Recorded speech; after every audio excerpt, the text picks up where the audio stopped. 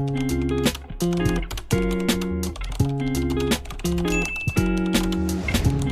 everyone, my name is P'Maysa from Cohort 7.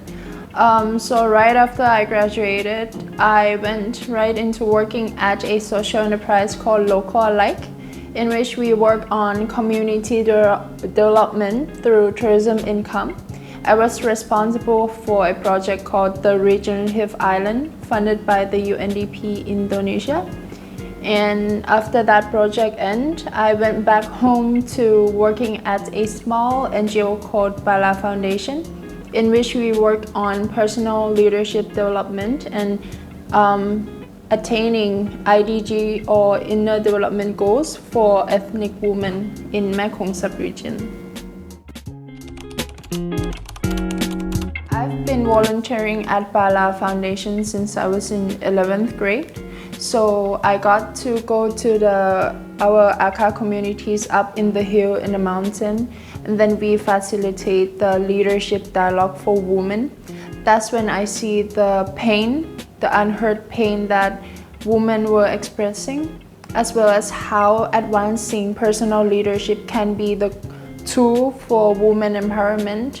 So that's what it's kind of like กลับตัวก็ไม่ได้แต่เดินต่อไปก็ไปไม่ถึง like I've been in it since I was young and it's ingrained in me. Like if I cannot solve those pain, I wouldn't be able to go anywhere. That's why I've always returned back to Bala Foundation. I interned there since like 2nd year until 4th year and ออกมา and then I left, but then I still go back.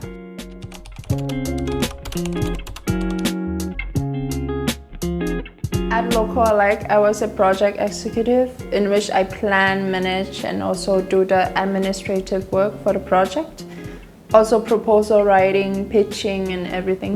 And then at Bala Foundation, I'm now also a project manager in which it's the same working scope. So, of course, Ajahn Stefan's class has incubated me into being this kind of, I would say, project manager-ish skill. You can see the overall patterns as well as all the details, because GSSE doesn't teach us to be the leader, the change makers, but also be attentive to the small details in the world, because the world is everything. And I feel like personally, the more you can pay the detail in the wider scope, that's when it's advancing you. So I feel like GSSE has taught me that, as well as Ajahn Stefan's class, of course, everything. And then another thing is LinkedIn. Though it was so painful to do it because my class was also at COVID time, and then at that point I felt like it was so pointless to do it. Like no one would pay attention to me, but it really advanced you on professional level. So thank you, Ajahn.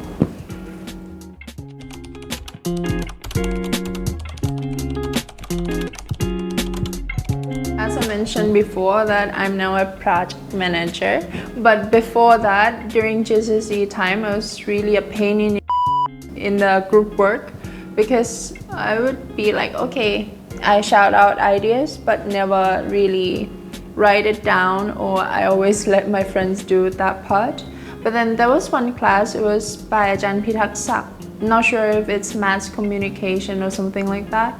But we got the assignment to organize a seminar in which we were able to invite like CK, PCK or other like influential people. And that's when I got to see how my friends work. They were very structured, and also they plan everything out. They have this massive Google Sheets and everything, and that's when I realized like it's my wake-up call that I have to really pay attention to details, and if I want to be a good leader or manager, I have to be able to assign people to tasks. So that's when kind of like my friends inspired me to be more leader-ish. Yeah.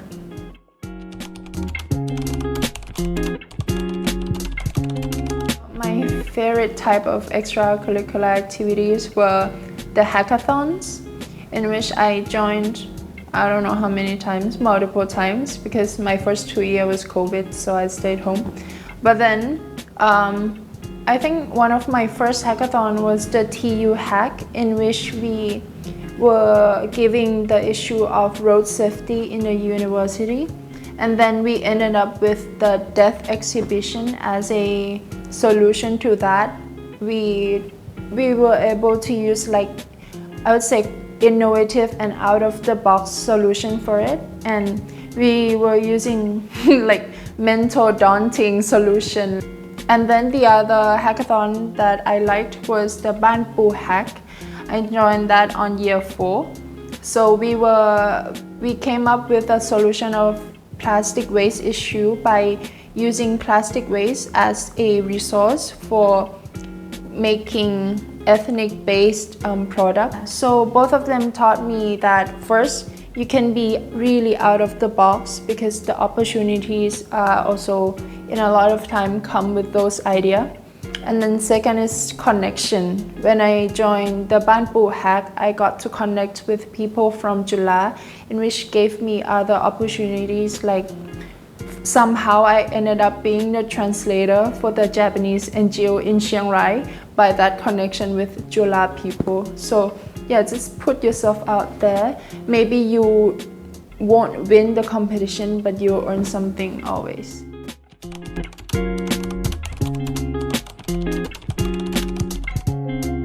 It depends on what level are you looking for. If you are looking for understanding in depth, having in-depth understanding about the community or the issue you're working in, I would say don't overlook the small scale or tiny scale local based NGOs. But if you're looking for international kind of framework or how can partnership lead to the change in the society, UNDP would suit our GSSE fellows because it has broad variety of working scope as well, and also international network. I would say INGO or international non-governmental organizations. If you are keen about kids, then maybe Save the Children. So yeah, it depends. You have to ask yourself which level are you looking for.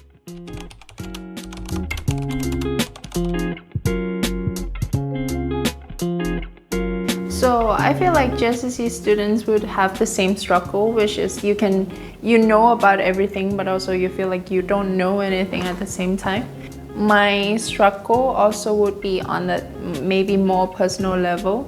So like I got to study at GSSE because I got scholarship, but then at the same time I have to fund myself for maybe transportation or other cost. So some days I have to travel 2 hours, take exam, travel back 2 hours, and then do freelance gig for another 8 hours. And those are the times where I feel like, okay, I want education, it's something luxurious for me, but I also want to just like don't give about anything and then just like get to study, get to pay attention. So some of you might have same kind of hard time, but I would say it will go by. It will feel like you're dying, but then you will survive, and then it makes you be more understanding, not about just to a certain group of people, but you have the understanding about overall people, how they feel, different level of people.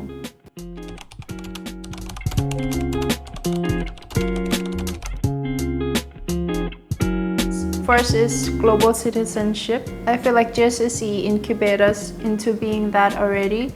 So just being able to understand intercultural settings or also connections and transform that into your own understanding, and then it will enhance your mindset development as well. You can flow everywhere in the world like a water. And then the second one would be listening skill. Not just to what people are saying to you or what they're telling, but also the unheard voice. You might see me saying this multiple times, but if you want to be the agent of change, I feel like one thing you also have to do is be the bridge or the platform to emphasize those unheard voices to people in power who can transform this world.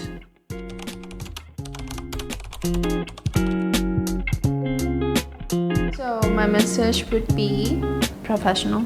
Go local, like just go crazy on anything you have in mind, because also during uni years it's when you can just be childish but also professional at the same time. People look at you and then envy you, so you can maybe execute your prototype or your ideas in this bubble first. So yeah, just go crazy, and then after that, if you want maybe support, you can always reach out to people. It's your turn.